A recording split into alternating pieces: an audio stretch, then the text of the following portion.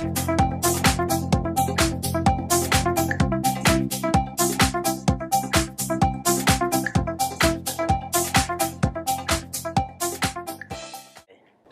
link between the global warming and mental health disorder, as well as the link between the funded wars and mental health disorder. Those are the two main areas I want to talk about today. And the outcomes from these two main areas, the root causes here. Sexual assault and rape going on there, and the rape taking place, especially when it comes to the age of the children being raped by the military troops of the UN, which means those troops are coming from the US, they come from Canada, they come from Pakistan, they come from India, they come from some African countries that the UN uses. They will go there. They are young people who are used to being with girls, the boys I'm talking about, and if they don't have girlfriends, you send them there for 3 years without girlfriends. Guess what they will do when they have a big gun around them in some jungle area? Increased illiteracy due to deplorable infrastructure and unemployment. We talk about some statistics and facts. Sub-Saharan population explosion, life expectancy, the use of children as military troops. And these are facts here now we talk about. The wealth of the continent. There are natural resources. You need a volunteer to read something, because I talk about the link between global warming and mental health, and the link between funded wars and mental health embrace or mental health disorder. I'm talking about embrace for this reason here. That's why when I looked at the global warming and mental health, just speaking about it, most people have a tendency to doubt how can you make the link really there? But you've heard how it affects people, and that is rampant in Africa because it is where exploitation of the natural resources is taking place every day. Weekends, day, night, exploitation is taking place in Africa, unbelievable. And somehow never, and they're always there. It's just like they replenish themselves. They replenish themselves. They replenish themselves. And how can this place be a poor place? Interesting.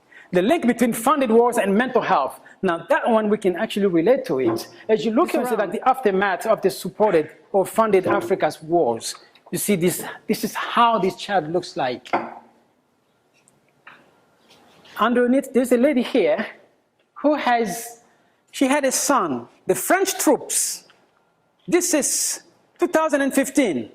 They came to Ivory Coast because also France wants to show her the muscles in Africa, that Africa belongs to us. We have colonized, which I call abused, so we have abused. Therefore, Africa is our piece of whatever they want to call it. This lady was with her son. The son, all of a sudden, the troops came, supposedly looking for militants. They started shooting, was at the beach. Her son was shot dead in front of her. So then they were asking them to leave. So she's walking away and looking behind, hardly walking away, but the dead son who was with there, who was not sick, they were having fun at the beach, now is dead. And how often this is taking place in Africa? How often Africa does not produce any weapons? We don't make the weapons. Someone must be sending it there, I think. So if they stop, then the killings will stop. Stop shipping weapons, it will stop in Africa. And I look at this picture here. Of course, there are words in here, good and tough words. When I look at this, I'm looking here, I can see maybe loneliness. I can see misery. So if those words are here, you can pick them. Each group may come up with either 2 or more words. It's up to you. You have papers there. You can write them on the piece of paper I gave you, the colorful papers. It could be, let's say, complex. It could be something like depression, for example. for this activity purpose, make yourself in the shoes of these people here, like you are a victim also of these sufferings. Because I'm suffering from mental health, when I look at something like this, you lift it up, and then something like this, what comes to mind? I can see toughness, I can see roughness, or I can see bond. Just come up with something. The words, as a suffering person, as a victim, just write those words on the paper. You can do it as a group or individually. Just come up with either 2 words as a group or more words. And it don't necessarily have to be these words. You can come up with your own words as well. In the end, each group will come up here and write down your words and explain the reasons behind that. For example, I can say, here I see loneliness and I can see abandonment. But why I chose abandonment? Because she looks like she's alone now. She looks like there's no one else to care for her. So that's the reason behind that. Clear so far? Yeah. So please, let's go. Write the words. Yes. That way we can save the time. Yeah.